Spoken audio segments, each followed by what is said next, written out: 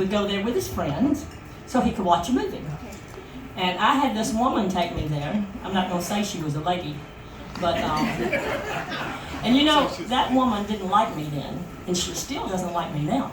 But I think she took me there to meet Elvis because she wanted to see him again herself.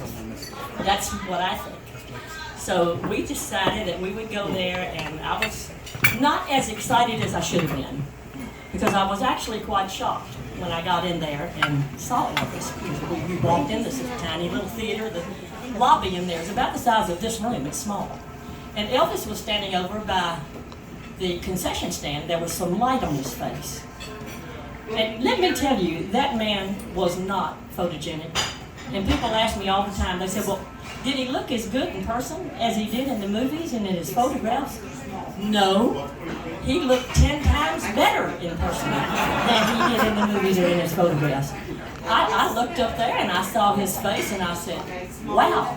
And so then he sees us because he knew this woman who had taken me in there. And he starts walking toward us. And I'll tell you what, the closer he got to us, the better he looked.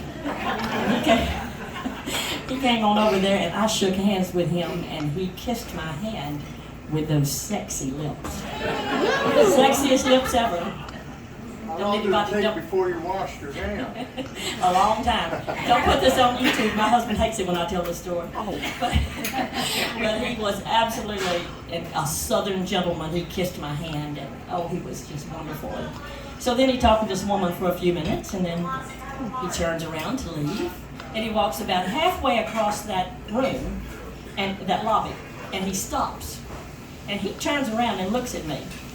And he was laughing so hard. And I said, he's laughing at me. You know, why? What's going on? You know, and then I realized I had stood there the whole time. And I was so shocked that I hadn't said one word.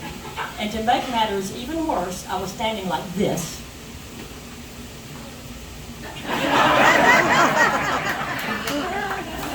If you've ever done that, you know how that feels. And you try to straighten up, you know, as quickly as you can, but it was too late. But I was about 12 years old when that happened. 12 or 13, I was very young. But you know, I was mature for my age, and this is what I thought when I met him. One night with you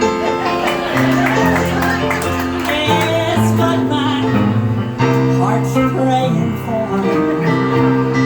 The things that we two could plan would make my dreams come true. Just